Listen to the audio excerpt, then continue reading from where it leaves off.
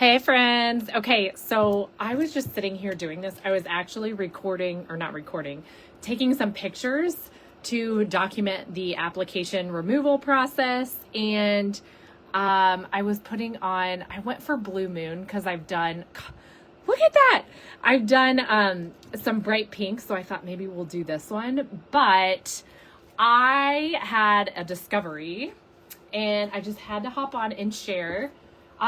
So you guys know how we have been talking about heating pads and how great a heating pad is. I picked up this little, especially if it's cold right now, I picked up this little heater thing on Amazon. It's just like a little desktop heater, like circle guy. Oh my gosh. This is like total game changer. Watch this. When I put this on, I actually had to take it. I had them all done and I had to take one off because I'm like, we have got to show them this. All right. So, I've got my grittier nail file and my rubber cuticle pusher that I'm going to use, but I'm going to, grab this one off. Actually, let me tell you before I start this. Okay. So you guys know I've had trouble with nail growth and I've had to wear like a glue-on nail underneath of my Color Street for quite some time. I've got boogers on this finger. But okay, so when you use a glue that is like cemented onto your nail, it doesn't move, it's not flexible like our adhesive is. This is what can happen. Can you guys see that? Do you see those ridges that formed in my nail right there? That is from a glue-on nail, all right? Because when I glue it on, it like locks it in place and it doesn't allow my nail underneath to basically live at all. So it causes that buckling in my natural nail. But look at the regrowth. Since I have worn our press-ons, look at that. That baby is growing right out. Isn't that crazy? Because our adhesive is flexible. So it is a total game changer. Isn't that mind-blowing first off? Okay, so, man, this heater is heating me up. I am going to, where did my cuticle pusher? I'm going to take this strip. And if you look at your pack here, it actually is labeled, like this says cuticle line. This end is a little bit of a flatter curve, I would say, than this one. I actually sometimes flip mine around depending on how they best fit my nail, but I make sure that I don't cut anything on the curved portion because it's tapered, and you can kind of see it's slightly tapered on the edges, and that's what allows it to like lay so flat on your natural nail here. Okay, so I'm gonna lift this off, this nail strip off, and I'm gonna hold it like in front of this heater here. And just for a second, it like is literally going to turn into like Gumby.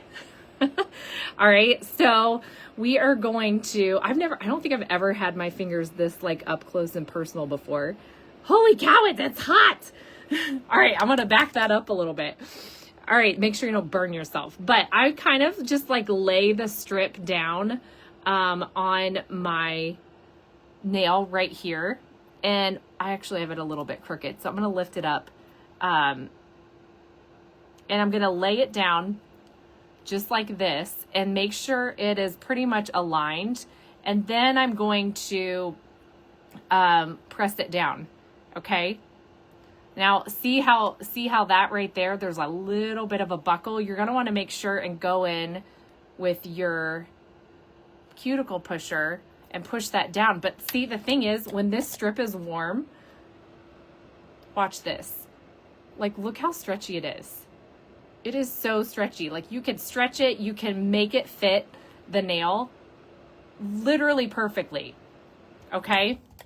So, there's that. Here's what it looks like on the other side. And then what I do from here, again, I make sure I go all the way around. It's hardly going to take any effort at all to get that flat on the nail if it's warm like that. All right. So from here, I will take my cuticle scissors and I trim it just a little bit longer than my natural nail there. Okay. So that's kind of where I trim it. And then again, I'll go back over like with my thumb. I will just press it down really good. Really get that tip of your nail. And then let me make sure I've got these all out of the way.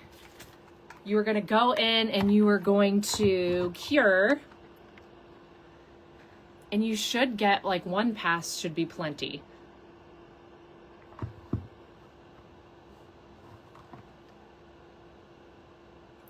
All right, so we are gonna, you just click the little button in the back here and it'll click off when it's done.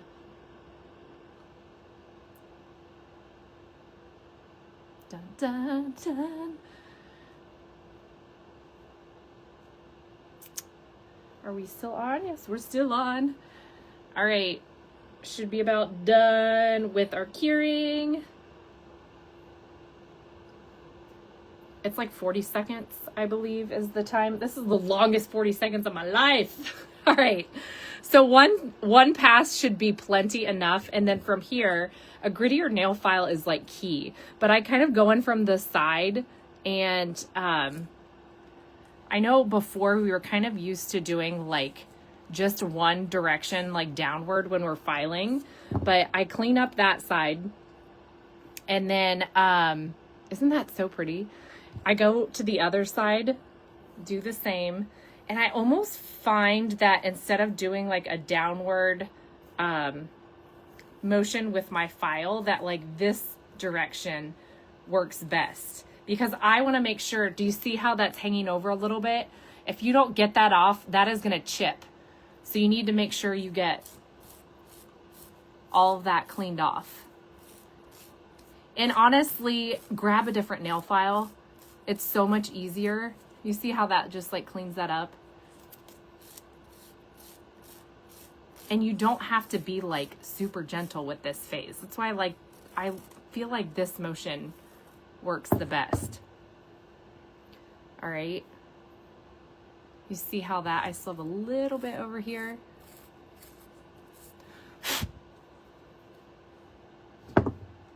My hands are like, that's how much coffee I've had. Isn't that pretty? But you shouldn't have any sort of like gummy feeling or anything like that on the tips, especially if you're using a grittier nail file. If you struggle with getting the ends cleaned up, grab something like this. This is what it is. I grabbed it from Sally's, I'm sure on Amazon. It's a 100-180 grit. It is a coarse to medium file. Isn't that gorgeous?